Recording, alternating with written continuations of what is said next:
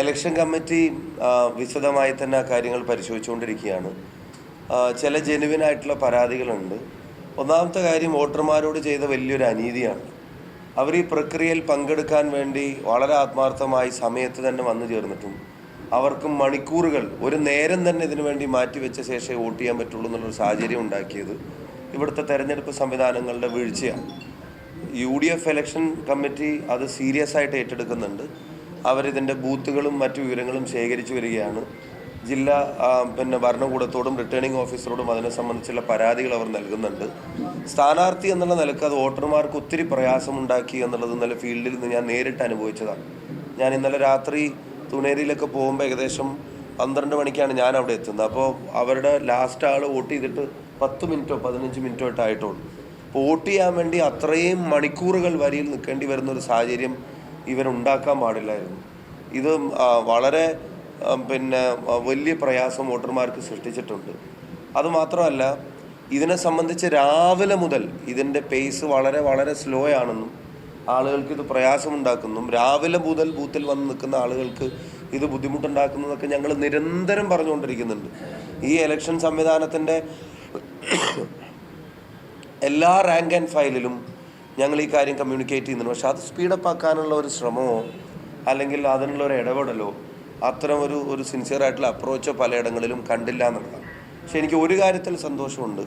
വടകരയിലെ ജനതയുടെ ജനാധിപത്യ ബോധം ആ പ്രയാസങ്ങളെല്ലാം അതിജീവിച്ചും അവരിൽ ഭൂരിഭാഗം പേരും വോട്ട് രേഖപ്പെടുത്തിയിട്ടാണ് പിരിഞ്ഞു പോയത് എന്നുള്ളത് ഈ ജനതയുടെ ജനാധിപത്യ ബോധത്തോട് വലിയ ആദരവ് എനിക്ക് തോന്നുകയാണ്. പിന്നെ ആർക്കെങ്കിലും വോട്ട് ചെയ്യാൻ പറ്റാതെ പോയിട്ടുണ്ടോ എന്നുൾപ്പെടെയുള്ള കാര്യങ്ങൾ വിശദമായി പരിശോധിക്കേണ്ടതാണ്. UDFന് സ്വാധീനമുള്ള സ്ഥലങ്ങളിലാണ് ഇത് കൂടുതലായിട്ട് സംഭവിച്ചതെന്നുള്ള പരാതി UDF കേന്ദ്രങ്ങളിൽ നിന്ന് ഞങ്ങൾക്ക് ലഭിച്ചുകൊണ്ടിരിക്കുന്നുണ്ട്. ഇന്നലെ രാത്രിയും ഇന്ന് കാലത്തൊക്കെ ആയിട്ട് ഞങ്ങൾക്ക് ഫോൺ കോളുകൾ വല്ലാതെ വന്നുകൊണ്ടിരിക്കുന്നുണ്ട്. അപ്പോൾ അത് ഞങ്ങൾ പരിശോധിക്കും. അത് പരിശോധിച്ച് ഞങ്ങളതിൻ്റെ ബാക്കി കാര്യങ്ങൾ ഫോളോ അപ്പ് ചെയ്യും. ഒരു ഉദ്യോഗസ്ഥ തലത്തിലൊക്കെയുള്ള അട്ടിമറി സാധ്യതകൾ ഇത്തരം കാര്യങ്ങൾ നടന്നിട്ടുണ്ടോ എന്നുള്ളത് UDFൻ്റെ ഇലക്ഷൻ കമ്മിറ്റി പരിശോധിച്ച ശേഷം അതിലൊരു ക്ലാരിറ്റി വരുത്തി പറയും.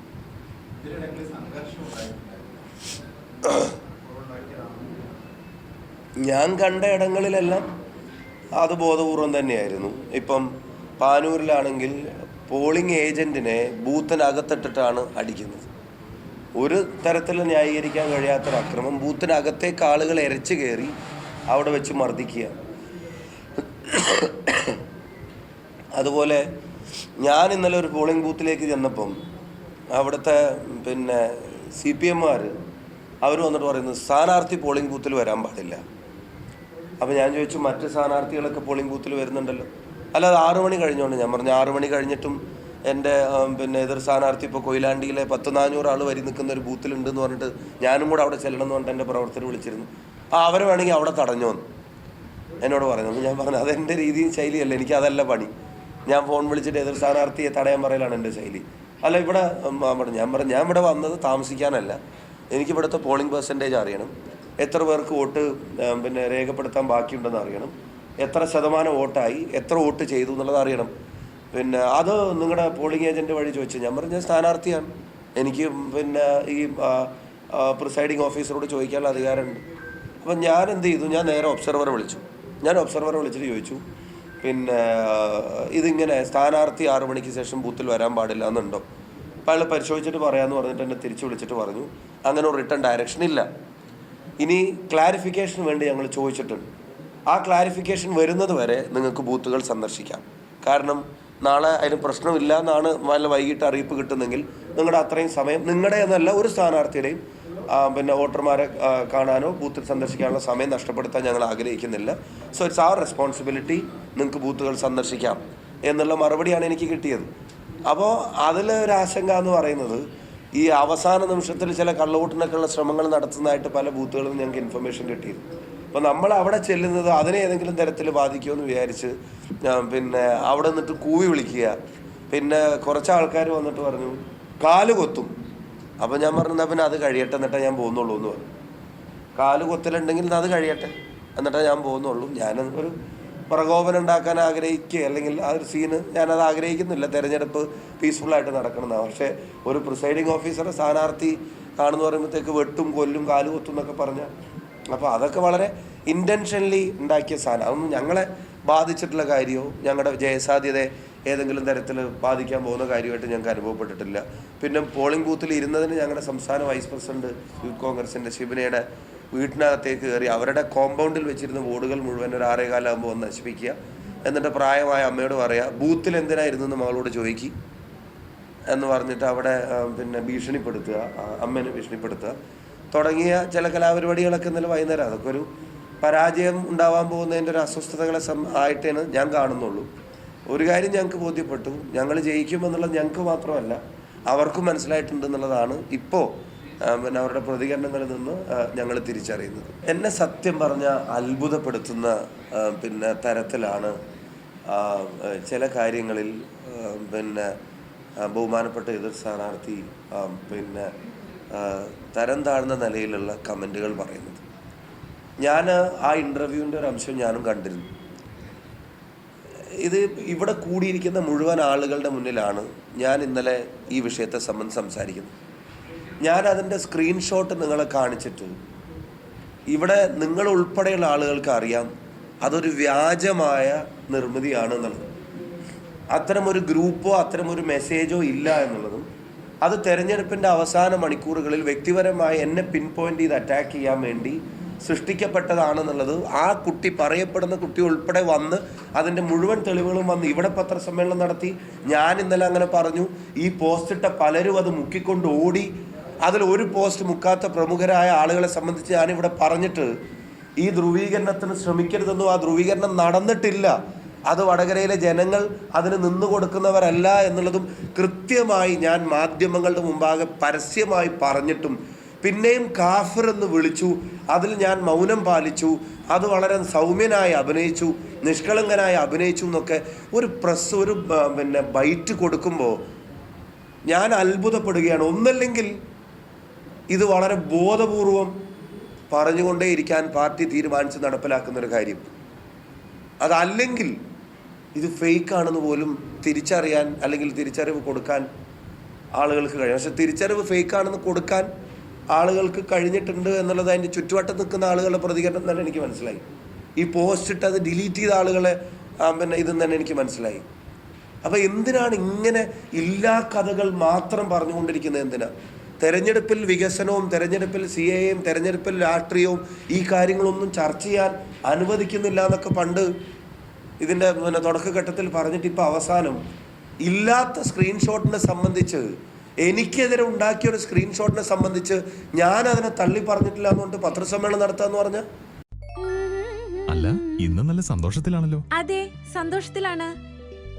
കാരണം ഞാനിപ്പോ പാചകം ചെയ്യുന്നതേ മയൂരം വെളിച്ചെണ്ണ ഉപയോഗിച്ചാണ്. പുതിയ മയൂരം കോക്കനട്ട് ഓയിൽ, കലർപ്പില്ലാത്ത ശുദ്ധമായ വെളിച്ചെണ്ണ. കർഷകരിൽ നിന്ന് നേരിട്ട് ശേഖരിക്കുന്ന നാളികേരം സൾഫറും പുകയും ഏൽക്കാതെ ഉണക്കിയെടുത്ത കൊപ്രയിൽ നിന്നും സംസ്കരിച്ചെടുക്കുന്ന 100% ശുദ്ധമായ വെളിച്ചെണ്ണ. ഇത്രയും നല്ല വെളിച്ചെണ്ണ ഇപ്പോൾ നിങ്ങൾക്ക് വിപണിയിൽ ലഭിക്കുകയില്ല. മയൂരം വെളിച്ചെണ്ണ, ഒരേറെമല സർവീസ് സഹകരണ ബാങ്ക് സംരംഭം.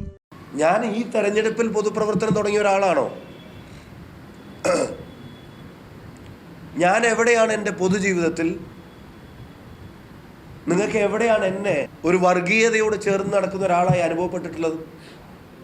കേരളീയ പൊതുസമൂഹത്തിന് എവിടെയാണ് അനുഭവപ്പെട്ടിട്ടുള്ളത്? ഈ തെരഞ്ഞെടുപ്പുമായി ബന്ധപ്പെട്ട് എന്ത് പ്രചരണങ്ങളിലാണ് ഞാൻ തന്ന, ഏത് ഇൻ്റർവ്യൂകളിലാണ്, എൻ്റെ ഏത് പ്രസംഗങ്ങളിലാണ്, എൻ്റെ ഏത് നവമാധ്യമ പോസ്റ്റുകളിലാണ് എനിക്കൊരു മതത്തിൻ്റെ പ്ലസ് വേണം എന്ന് ഞാൻ ആവശ്യപ്പെട്ടിട്ടുള്ളത്? ഞാൻ ഇതിനു മുമ്പ് മത്സരിച്ച കോൺസ്റ്റിറ്റ്യുവൻസി ഏതാ? ഞാൻ അവിടുന്ന് 3 തവണ ജയിച്ചത് എങ്ങനെയാണ്? പക്ഷെ ഞാൻ ഇന്നലെ വളരെ ക്ലിയറായിട്ട് പറഞ്ഞു, ബഹുമാനപ്പെട്ട എൻ്റെ എതിർ സ്ഥാനാർത്ഥി അറിയാൻ ആ സ്ക്രീൻഷോട്ട് വ്യാജമാണ്. അങ്ങനെ ഒരു മെസ്സേജ് ഞങ്ങളുടെ ആരും ഞങ്ങളുടെ ഒരു വാട്സപ്പ് ഗ്രൂപ്പിലും ഇതുവരെ അയച്ചിട്ടുമില്ല, ഇനിയോട്ട് അയക്കാൻ ഉദ്ദേശിക്കുന്നുമില്ല. ആരെയും രാഷ്ട്രീയത്തിൽ കാഫിർ എന്ന് വിളിച്ച് വോട്ടിന് അർഹരല്ല എന്ന് പറയുന്നവരുടെ പട്ടികയിലേക്ക് ഒരു കാലത്തും കടന്നു വരാൻ ആഗ്രഹിക്കുന്നുമില്ല. അതിൽ സൗമ്യതയുടെ ഒരു അഭിനയിക്കലുമില്ല. അതിൽ നിഷ്കളങ്കതയുടെ ഒരു മൂടുപണം ബോധപൂർവം എടുത്ത് അണിയുന്നുമില്ല. ഞങ്ങൾ ആ കാര്യത്തിൽ കളങ്കിതരല്ല. അത് കേരളീയ പൊതുസമൂഹത്തിനും വടകരയിലെ മുഴുവൻ ജനങ്ങൾക്കും ബോധ്യപ്പെട്ട ഒന്നാണ്. തീർത്തും ഫേക്കായിട്ടുള്ള ഒരു സൃഷ്ടിയിൽ, ആ സൃഷ്ടിയിൽ ഞാൻ അതിൻ്റെ ഒരു ആനുകൂല്യം പറ്റാൻ നിൽക്കുന്നവനല്ല. ആ സൃഷ്ടി എനിക്ക് വടകരയിലെ ജനങ്ങൾ തരുന്ന സ്നേഹത്തിൻ്റെ ആനുകൂല്യത്തെ തകർക്കാൻ വേണ്ടി ഉദ്ദേശിച്ചുള്ളതായിരുന്നു. അതിനെ തള്ളി പറയേണ്ടിയിരുന്നത് ബഹുമാനപ്പെട്ട എതിർ സ്ഥാനാർത്ഥിയും CPM-ഉം ആണ്. അത്തരം വ്യാജ നിർമ്മിതികളുടെ പിൻബലത്തിൽ ഞങ്ങൾക്ക് വോട്ട് വേണ്ട, എതിർ സ്ഥാനാർത്ഥിയെ ആ തരത്തിൽ ചിത്രീകരിക്കുന്ന ആളുകളല്ല ഞങ്ങളെന്ന് പറയേണ്ടിയിരുന്നതിന് പകരം കാഫിർ എന്ന് വിളിച്ചതിനെ ഷാഫി തള്ളി പറഞ്ഞിട്ടില്ല എന്ന് പറയുന്നത് കാഫിർ എന്നാരും വിളിച്ചിട്ടില്ല. കാഫിർ എന്ന് വിളിച്ചതായി പ്രചരിപ്പിക്കപ്പെട്ട സ്ക്രീൻഷോട്ട് ഫേക്കാണ്.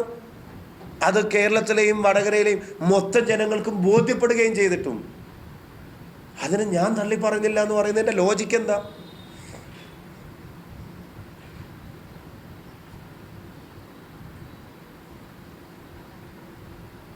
എനിക്ക് ഒരു കാര്യം കൂടെ പറയാനുണ്ട്. ബഹുമാനപ്പെട്ട എതിർ സ്ഥാനാർത്ഥി ഇൻ്റർവ്യൂ ചെയ്ത മാധ്യമങ്ങളിൽ പലരും അത് ഫേക്കാണെന്നുള്ള പരാതി ഉയരുന്നു എന്നൊരു വാക്ക് പോലും അവരോട് ചോദിക്കാൻ പ്രയാസപ്പെടുന്നത് ഞാൻ കണ്ടു. ഒരു വാചകം ഒന്ന് സൂചിപ്പിക്കാൻ, നിങ്ങളത് ഫേക്കാണെന്ന് പറയണ്ട, അത് ഫേക്കാണെന്നുള്ളൊരു പരാതി ഉയർന്നിട്ടുണ്ടല്ലോ എന്നൊരു വാചകം നിങ്ങളുടെ ചോദ്യങ്ങളിൽ ഒന്ന് ചോദിക്കാൻ. ഞാനാണെങ്കിൽ നിങ്ങൾ എത്ര ചോദ്യം ചോദിച്ചിട്ടുണ്ടാവും? റിപ്പീറ്റഡായിട്ട് ഈ വ്യക്തിഹത്യയുടെ കാര്യത്തിലും വർഗീയ പ്രചരണങ്ങളുടെ കാര്യത്തിലും നിങ്ങളുടെ എത്ര ചോദ്യത്തിന് ഞാൻ ഉത്തരം പറഞ്ഞു. ഒരു വർഗീയവാദിയായിട്ട് ചിത്രീകരിക്കപ്പെടുന്നത് അത്ര സുഖകരമായിട്ടുള്ളൊരു അനുഭവമല്ല. അത് തെരഞ്ഞെടുപ്പ് ജയിക്കാനോ തോക്കാനോ എന്നുള്ളതൊന്നുമല്ല. ഒരു മനുഷ്യൻ എന്നുള്ള നിലക്ക് പൊതുസമൂഹത്തിൽ ജീവിക്കുന്ന ഒരാൾക്ക് ഈ വർഗീയതയുടെ പട്ടം ഇങ്ങനെ ചാർത്തി കിട്ടുന്നത് രസകരമായിട്ടുള്ളൊരു അനുഭവമല്ല. അതിന് നിരന്തരം മറുപടി പറയേണ്ടി വരുന്നത് തന്നെ പ്രയാസമാണ്. മറ്റേത് ആരോപണം പോലെയല്ല.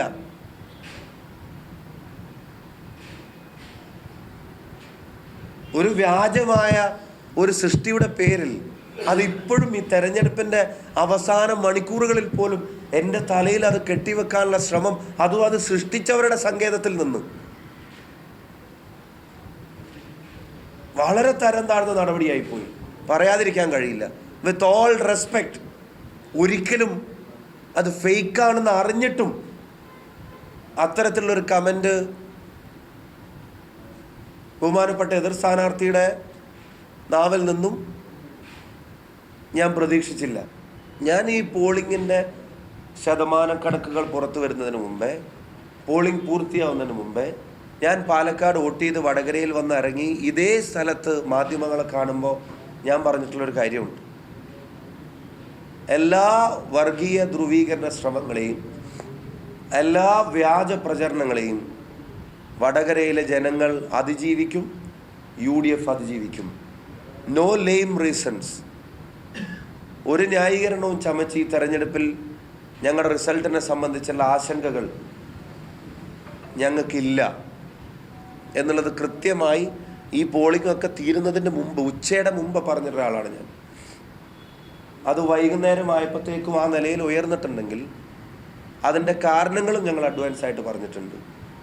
രാജ്യത്തെ വീണ്ടെടുക്കാനുള്ള തെരഞ്ഞെടുപ്പ്, 2 ജനവിരുദ്ധ ഭരണകൂടങ്ങളുമുള്ള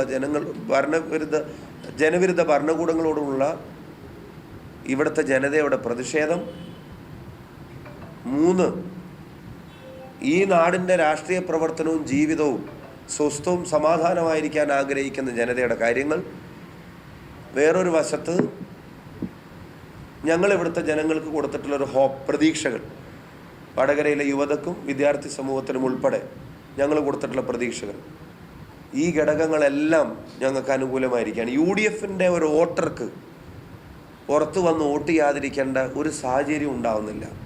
അത് സൃഷ്ടിക്കാനാണ് ശ്രമം നടന്നോ എന്നുള്ളത്, അവർക്ക് വോട്ട് ചെയ്യാൻ ആഗ്രഹിക്കുന്നവർ വോട്ട് ചെയ്യാതിരിക്കാനുള്ള എന്തെങ്കിലും ബോധപൂർവമായ ശ്രമം നടന്നോ എന്നുള്ളതാണ് ഇലക്ഷൻ കമ്മിറ്റി പരിശോധിക്കുന്നത്. അതിനെ സംബന്ധിച്ച് അവർ വ്യക്തമാക്കി പറയും. പക്ഷേ LDF-ൻ്റെ വോട്ടിന് അല്ലെങ്കിൽ BJP വോട്ടുകൾക്ക് അവരുടെ ഭരണകൂടങ്ങൾ അവരിലുണ്ടാക്കിയ നിരാശ. സാധ്യതയുള്ളത് തെരഞ്ഞെടുക്കുന്നതാണ് ഒരു വിദ്യാർത്ഥിയുടെ വിജയം നിർണ്ണയിക്കുന്നത്. സറ്റോറി ആ കാര്യത്തിൽ നിങ്ങൾക്ക് വഴികാട്ടിയാവും. Satori Educational Training and Consultancy near Head Post Office, Edodi, Vadagara. അതുൾപ്പെടെയുള്ള കാര്യങ്ങൾ ഒന്നല്ലെങ്കിൽ മാറി ചിന്തിക്കാനോ അല്ലെങ്കിൽ വോട്ട് ചെയ്യാതിരിക്കാനോ മാത്രം ഗൗരവമുള്ളതായിരുന്നു എന്ന് ഞങ്ങളുടെ രാഷ്ട്രീയ നിരീക്ഷണത്തിൽ പറയുന്നു. ഞങ്ങൾ കംഫർട്ടബിളായിട്ട് വടകര പാർലമെൻറ്റ് മണ്ഡലം ജയിക്കും എന്നുള്ള കാര്യത്തിന് ഒരു സംശയവും വേണ്ടെന്ന് ഞങ്ങളെ കാണുന്ന കേൾക്കുന്ന മുഴുവൻ ജനങ്ങളോടും പറയും. ഇവിടുത്തെ ജനത നൽകിയ പിന്തുണ അത് വാക്കിൽ പറഞ്ഞു തീർക്കാൻ കഴിയുന്ന ഒന്നല്ല. ഞങ്ങളുടെ സ്വീകരണ പരിപാടികളൊക്കെ മണിക്കൂറുകൾ വൈകുമ്പോഴും വഴിവക്കിൽ കാത്തുനിന്ന, പുലർച്ചെ വരെ കാത്തുനിന്ന അമ്മമാർ, സഹോദരിമാർ, കൈക്കുഞ്ഞുങ്ങൾ ഉൾപ്പെടെയുള്ള ആളുകൾ ഇന്നലെ രാത്രി പോളിംഗ് 11:41 നടക്കുമ്പോഴും 5 മണിക്ക് മുമ്പ് പോളിംഗ് ബൂത്തിലെത്തിയിട്ട്, അല്ലെങ്കിൽ 6 മണിക്ക് മുമ്പ് പോളിംഗ് ബൂത്തിലെത്തിയിട്ട് 11:41 അവസാനത്തെ വോട്ടും പോൾ ചെയ്യുന്ന ആ വ്യക്തി വരെയുള്ള ആളുകൾ ഈ ജനാധിപത്യ പ്രക്രിയയോട് കാണിച്ചിട്ടുള്ള വലിയ കമ്മിറ്റ്മെൻറ്റിനെ വലിയ ആദരവോടുകൂടിയാണ് ഞങ്ങൾ നോക്കിക്കാണുന്നത്.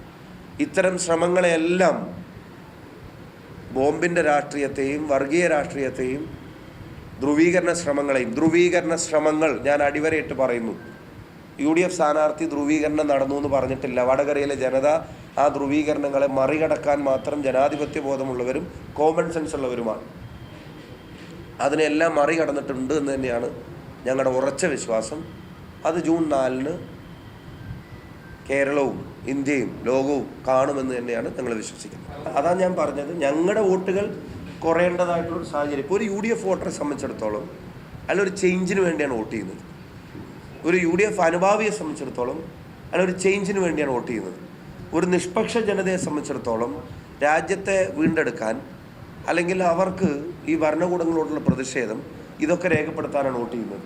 പക്ഷേ LDF വോട്ടറെ സംബന്ധിച്ചിടത്തോളമോ BJP വോട്ടറെ സംബന്ധിച്ചിടത്തോളമോ പെൻഷൻ പോലും കൊടുക്കാത്തതിൽ ഉള്ള പ്രതിഷേധമുള്ളവർക്ക് മാറി ചിന്തിക്കാൻ മടിയാണെങ്കിൽ ചിലപ്പോൾ വിട്ടുനിൽക്കാം.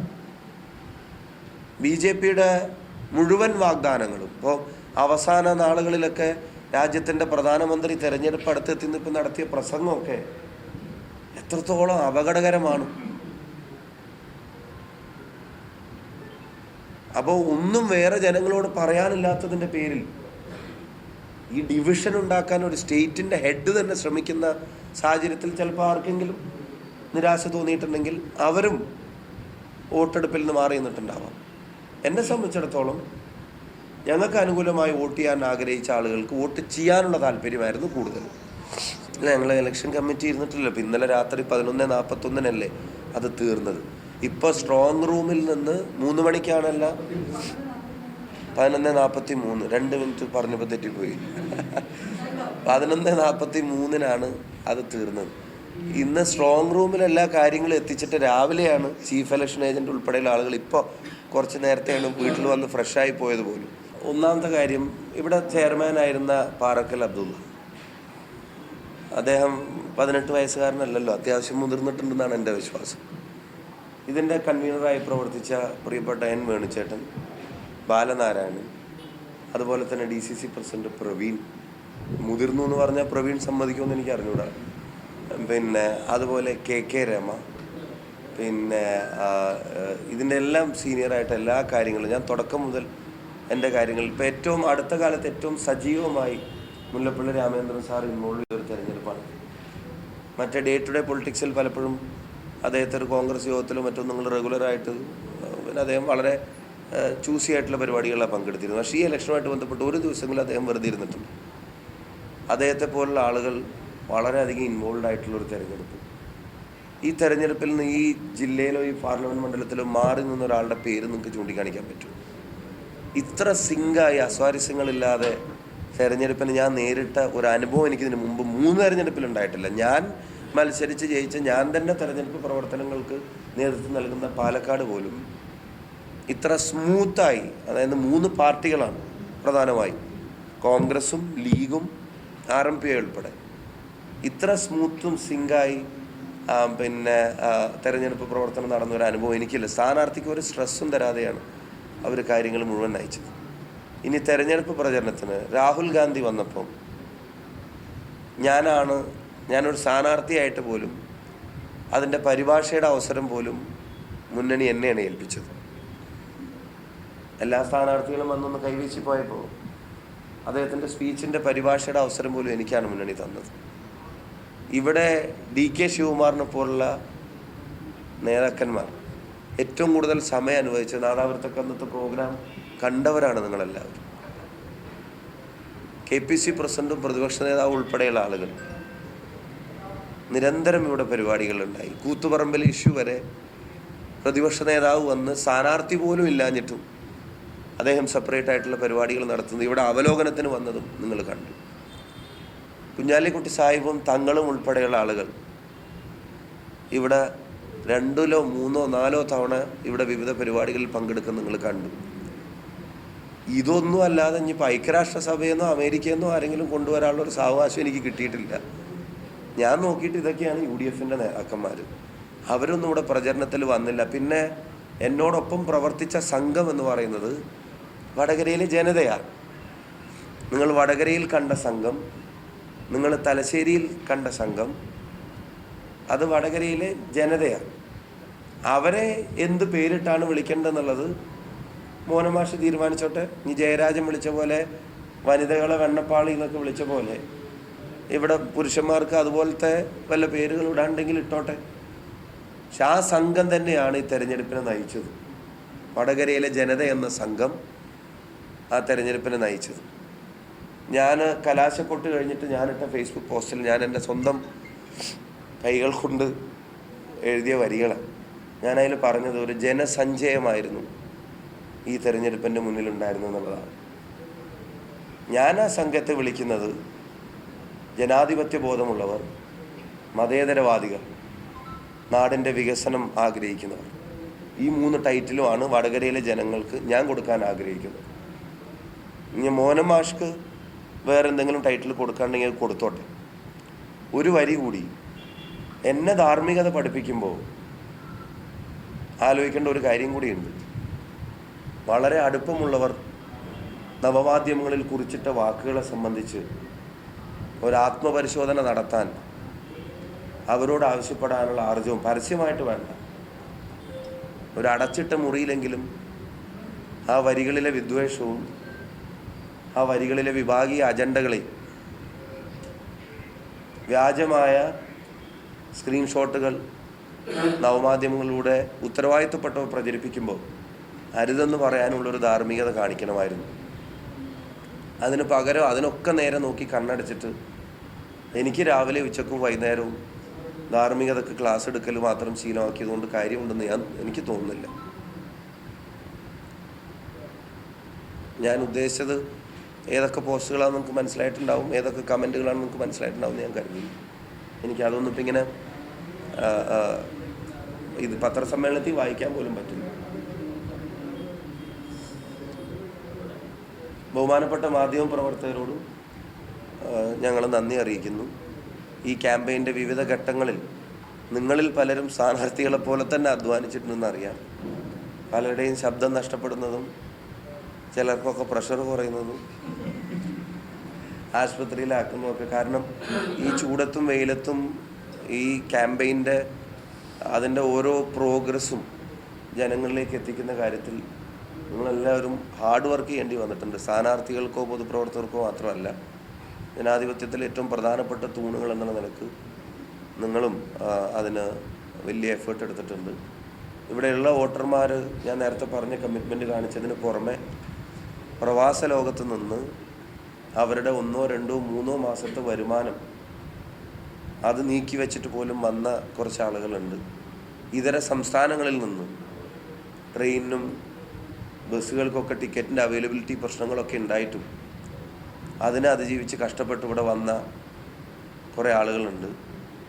അവരൊക്കെ കൂടെ ചേർന്നിട്ടാണ് ജനാധിപത്യത്തിൻ്റെ ഉത്സവത്തെ അർത്ഥവത്താക്കുന്ന ഒന്നാക്കി മാറ്റിയത്. അവരോട് എല്ലാവരോടും പ്രതിബദ്ധതയുണ്ട്. വടകരയിലെ ജനങ്ങൾ നൽകിയ അകമഴിഞ്ഞ പിന്തുണക്കും മനം നിറഞ്ഞ സ്നേഹത്തിനും നന്ദി എൻ്റെ പ്രവൃത്തിയിലൂടെ കാണിക്കാൻ കഴിയുമെന്ന ആത്മവിശ്വാസമുണ്ട്. അതിനൊരവസരം ലഭിക്കുമെന്നുള്ള പ്രതീക്ഷയും. പോകണം, പാലക്കാട് നിന്ന് പോകണം. അതിൻ്റെ ഇടയ്ക്ക് ഈ ഇലക്ഷൻ കമ്മിറ്റി ഒന്ന് കൂടുന്ന ഒരു ഡേറ്റ് എന്താണെന്നുള്ളതെന്ന് പറയണപ്പം ചീഫ് ഏജൻറ്റ് ഉൾപ്പെടെ ഇപ്പോഴാണ് കുളിക്കാൻ പോയത് രാവിലെ. പക്ഷേ സ്ട്രോങ് റൂമിലെ കാര്യങ്ങളൊക്കെ കൊണ്ടുവച്ചിട്ട് അപ്പം അതൊന്ന് പിന്നെ കഴിഞ്ഞിട്ട് ഇലക്ഷൻ കമ്മിറ്റി എന്നാ കൂടി നോക്കണം. പിന്നെ ഇവിടെ ഇലക്ഷൻ്റെ സമയത്ത് വരാൻ പറ്റാത്ത 1-2 സ്ഥലങ്ങളിൽ 26-ാം തീയതി കഴിഞ്ഞാലും ഞാനിവിടെ ഉണ്ടാവുമല്ലോ, കാണാമല്ലോ എന്നൊക്കെ പറഞ്ഞിട്ടുണ്ട്. അപ്പോൾ അത് വെറും വാക്കല്ല എന്നുള്ളത് പിന്നെ അവരെ അറിയേണ്ട ഒരു കാര്യമുണ്ട്. അപ്പോൾ അവിടെ കുറച്ച്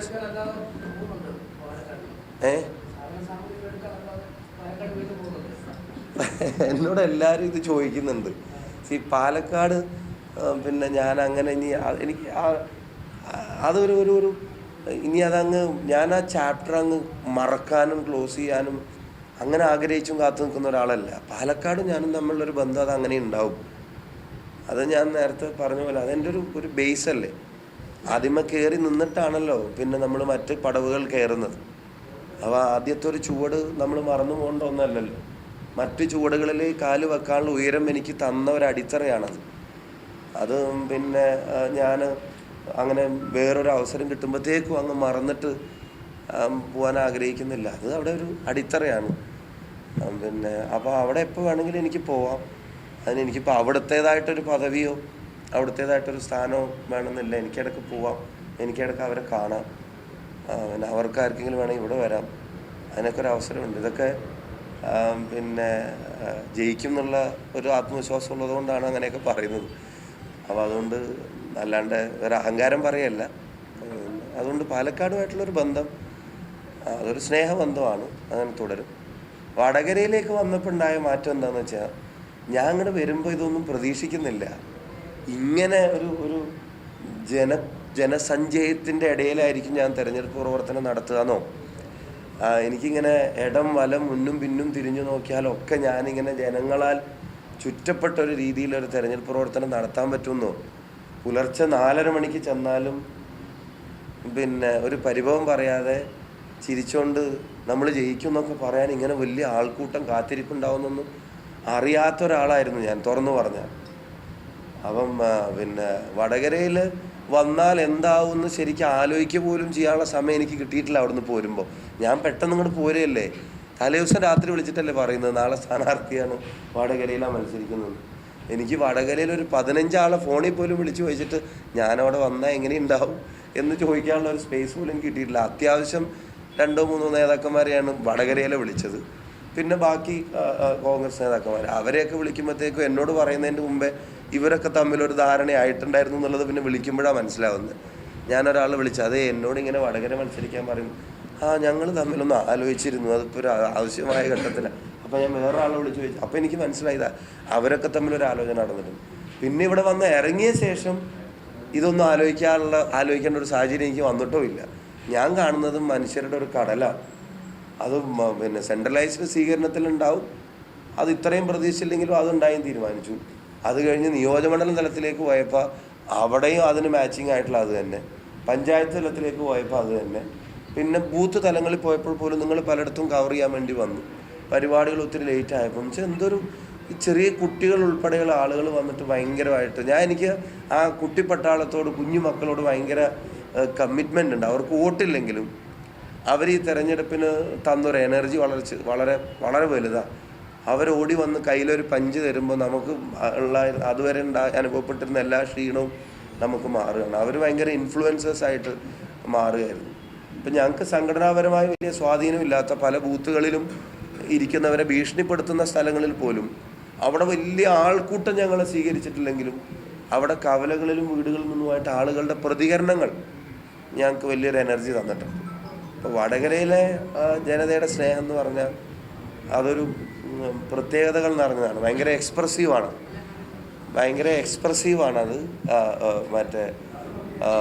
അതും എനിക്ക് അനുഭവിക്കാനുള്ള ഒരു അവസരം കിട്ടി. ഞങ്ങൾ കൊടുത്ത എല്ലാ പരാതികളുടെയും സ്റ്റാറ്റസ് തന്നെയാണ്. അതിൽ വലിയ ആത്മാർത്ഥയൊന്നും പോലീസിനില്ല. അല്ലെങ്കിൽ ഇപ്പോൾ ഇതിന് മുമ്പ് കൊടുത്ത ഞാൻ ആ അധ്യാപകൻ്റെ കാര്യമൊക്കെ ഇന്നലെ പറഞ്ഞില്ലേ, ഒരു അസിസ്റ്റൻറ്റ് കോളേജ് പ്രൊഫസർ, ഒരു ഗവൺമെൻറ് കോളേജിൽ വർക്ക് ചെയ്യുന്നൊരു പ്രൊഫസർ 26 കഴിയട്ടെ ചെല്ലടെ 16 അടിയന്തരം നടത്തണമെന്ന് ഫേസ്ബുക്കിൽ പോസ്റ്റ് ഇട്ടാൽ തന്നെ എന്ത് അയാൾ കുട്ടികളെ പഠിപ്പിക്കാൻ പിന്നെ അർഹനാണോ? 16 അടിയന്തരം എന്ന് പറഞ്ഞാൽ കൊന്നിട്ടല്ലേ നടത്താൻ പറ്റും, മരിച്ചിട്ടല്ലേ നടത്താൻ പറ്റും. അപ്പോൾ ആ കാര്യത്തിലൊക്കെ പോലീസ് ആത്മാർത്ഥതയൊക്കെ കണക്ക് തന്നെയാണ്. പക്ഷെ ജനങ്ങളത് തിരിച്ചറിഞ്ഞിട്ടുണ്ട് എന്ന് വെച്ച് ഞങ്ങൾ ലീഗലി അത് ഡ്രോപ്പ് ചെയ്യില്ല. Will follow it up. ഞാൻ ഒരു കാര്യം കൂടെ, ഈ തെരഞ്ഞെടുപ്പിൻ്റെ ക്യാമ്പയിൻ്റെ തുടക്കത്തിൽ എനിക്കെതിരെ ഏറ്റവും ഉപയോഗിക്കപ്പെട്ടിരുന്ന ഒരു സാധനം, പിന്നെ ഞാൻ CAA വിഷയത്തിൽ പ്രതികരിച്ചിട്ടില്ല, അതിൽ വാ തുറന്നിട്ടില്ല തുടങ്ങിയ സാധനങ്ങളായിരുന്നു ആദ്യം പ്രചരിപ്പിച്ചിരുന്നത്. പിന്നെ കറങ്ങി തിരിഞ്ഞ് വന്നപ്പം ഞാൻ ഒരു മതത്തിൻ്റെ ആളാവാൻ നോക്കുന്നു, കാഫിറെന്ന് വിളിക്കുന്നു, അല്ലെങ്കിൽ വിളിക്കുമ്പോൾ തള്ളി പറയുന്നില്ല എന്നുള്ള പ്രചരണത്തിലേക്ക് എത്തി. രണ്ടറ്റവും കത്തിക്കാൻ ശ്രമിച്ചിട്ടുണ്ട്, പക്ഷെ അതൊന്നും വടകരയിൽ നടന്നിട്ടില്ല.